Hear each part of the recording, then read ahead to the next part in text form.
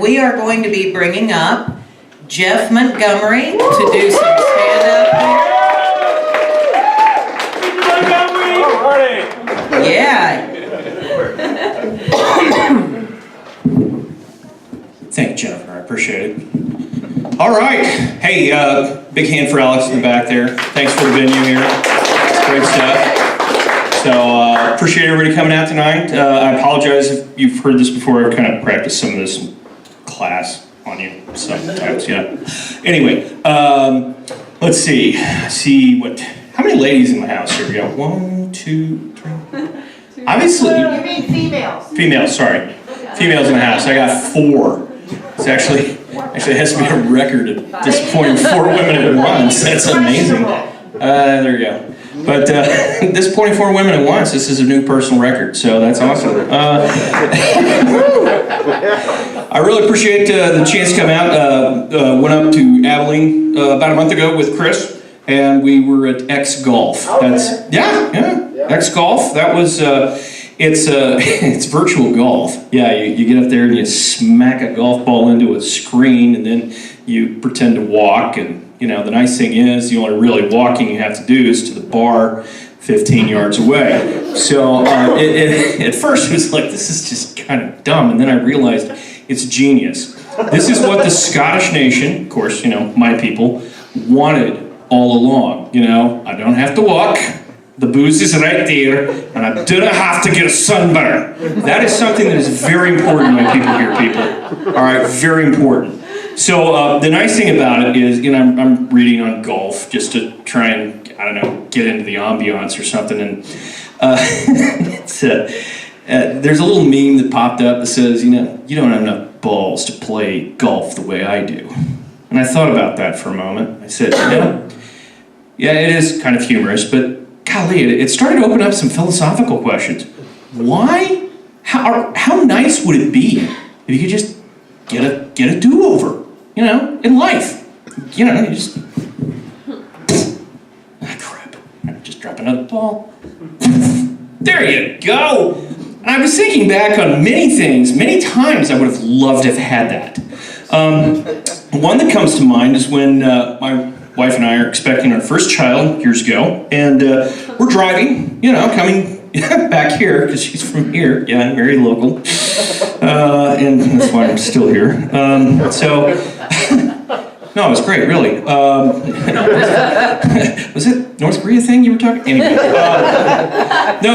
we're driving along, and you know, it's about supper time. My wife's like, "Oh, cool! There's this Dairy Queen up here I used to go to as a kid. It was kind of cool." I'm like, "Geez, all right." You know, I was kind of laughing, going, "Great, we'll just go eat there." You know, because that was back when I actually gave a shit, you know, about what I ate. It's interesting, you know, I was skinny, she was big, now it's kind of swapped somewhat. But yeah, just, you know, she mentions that, and I started kind of and forgetting that she's my wife and not my buddy. And I'm like, there's no laughter over there. There are tears. Lots of tears. Oh crap. You know, that is definitely one you were like,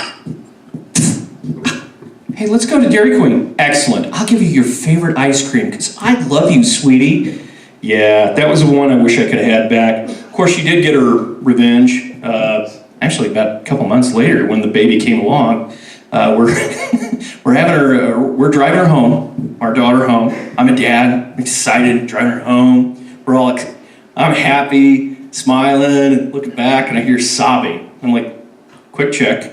No animal noises by me. Check. Got it. All right. Hey, well, you okay? Hey, we got a baby. It's supposed to be happy. She's just sobbing her eyes out. She's like, oh my God, we have a baby. Like, while I did not participate, I was a spectator for this very thing. I did see it, you know, the things I saw. But, you know, again, you know, I'm not mentioning that, but she's like, oh my God, I'm stuck with you now. I can never leave you. Was there ever an option to leave? No, but God, it's real now. Just kept kept driving. Anyway, enjoy being married. It's great. We celebrate 20 years here next month. Yeah. Most felonies I would have been out by now. Of course, my wife, I told her that. She laughed. She said, I'd have been out way longer for you for good behavior. And she was right. My wife isn't here tonight. She's a big long week, and she's not really into stand-up, which sucks. And that's why I spend time with you. So she's there, but she's really into the physical humor, which is still why I get to sleep with her now and then. You know, it's true.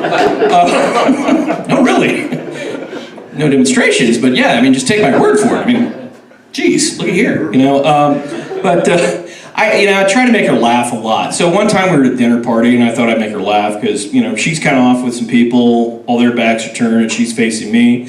And I thought it'd be funny and start doing this funny little dance stuff and, start smacking the baby, and then I smack my finger, ring finger.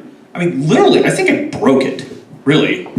And then the dance changes, and I'm like, oh my God, she's dying laughing, And God, that hurt for weeks. But you know what? Even then, with all that pain coursing through my body, just listening to her laughter was great.